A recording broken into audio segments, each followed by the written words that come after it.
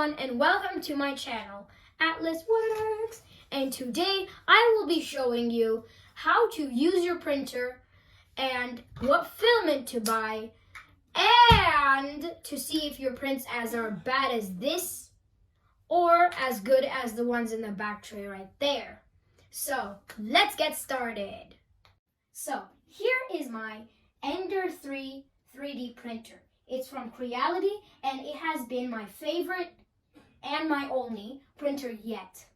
It comes with lots and lots of accessories, including a build plate, spare nozzle, and much more, like wrenches and stuff. That's not a wrench. It also comes with one of these, a scraper. You can use this to scrape off stuff from your bed. Now, let me teach you what parts of a printer are called whatever. So, come here and I will show you what this is. This is called a bed. It can heat up to 100 degrees, but the normal heat is 60 degrees Fahrenheit, obviously. This is an uprated bed, but the original bed is right here. It's non-magnetic, as you can see, and it just clamps into the build actual plate thingy. But this one that I've uprated is to be magnetic and flexible, so I can crack right off and put this back on. Kind of. This is called a hot end. Correct me if I'm wrong. And what it basically does, it's basically the output for your filament / plastic / molten plastic. And this is an extruder. And what it basically does is that this is a servo motor, and the servo motor turns to lead the plastic into this Bowden tube, and it goes through the Bowden tube into the nozzle, heats up, melts, and into the build plate. And out comes your finished product after 2 years. Not really. If you don't know your XYZ coordinates, this is Z, up, down is Y, and this is X. Now, let me show you my filament. I have a filament right here. It says Sunalulu. I might have said it wrong, sorry. And it has been going really good for a lot. It is green, my favorite printing color. It's bright, it's vibrant, like one of these DIY key cards. But I have another one over here. It's blue. It's from the same brand, and it just kept going. One rule with filaments are you have to keep him in a bag, or if you don't want to, you have to buy a filament dehydrator. That's funny. And well, if you don't want that, the filament could just get crispy and look something like this.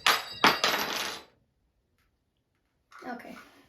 And look something like this. Really, really unrigid, easily crack. The normal ones, though, are actually supposed to be uncrackable. Which one, like this, it's supposed to be just bend, flex, and no crack. See? No crack. You can't hear it. And that means this orange filament is the good filament. And if it comes cracky like this, it basically means you're done with it. It's out of time. Throw it away. You can't do anything with it anymore. You just spent your $20 on waste of money. Anyway, let me show you how to use or / understand how or if your printer's output is good or as bad one of these. So most of these are terrible, but the ones like this one are very goodly printed. Like, as you can see, how you see it's terrible. Got one of these dots, imperfections, not evenly made circles like this one or that one. There's little holes in the circles. Or like this one, there's something called bridging, where the nozzle has to put the filament or molten plastic over air, or basically floating, which is not actually possible, but you could do it in a short amount of space. But this one was too long space, so you have to add a little bit of supports, which you can remove, and it will look something like this. This is a very good example of something that is built perfectly, except for these little support material, which I forgot to remove, and these little dots, which are pretty bad imperfections, whatever. This took around 2 hours to make, and it hasn't been my favorite print yet. This is a bad one again. As you can see, there are little imperfections, not good first layer, random lines here, and as I said, not a good circle. Like this one here. You have random little lines, patterns, and if you don't know what this is called over extrusion, or maybe even sometimes under extrusion, which can cause holes in your prints, which I can't find in here. But this is called over extrusion, and it practically just makes really bad pattern moves in random places like this one, and it just ruins your prints if you're trying to make gears or something. Now, let me tell you the 3 main types of filaments this Ender 3 can support. So this can support 3 filaments. One of them is PLA, which I'm using, polylactic acid. Ta-da! I love that. And it is like your hard, rigid, strong material plastic that melts around at 190 to 220 degrees. And if you exceed those numbers, it could just melt and burn and make smoke, or could go spaghetti, like those ones here. This is spaghetti. It's actually called spaghetti. Spaghetti, no joke. But anyway, come back to the place.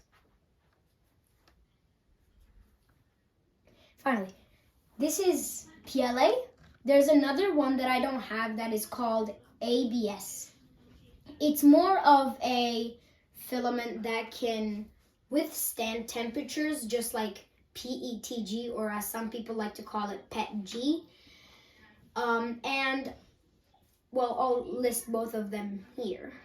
And they're just basically the exact same as these, but PETG can actually be used for outside, and if you put it outside, it will not melt in the sun because of UV and heat. But except for PLA, can melt in the sun because it has a low melting point, like around 210 degrees. But as PETG, it has higher. I need to research that, and I don't know.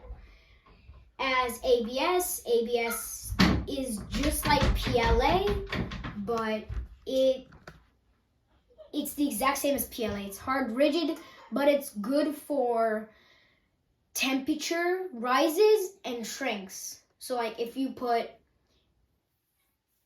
make ABS molten and then put it straight to cold water, it will not crack like PLA would. So those are the main 3 types of filaments that this Ender 3 can support. Don't try anymore. It might just not work and you would just lose your money like I did on this one, and your $20 would be lost forever. So that is all of the stuff that you need to learn about your Ender 3. There could be more, and there is. I might just say that in the next videos while I'm playing with this guy, this little, and then I'll see you later. And I gotta go. Bye.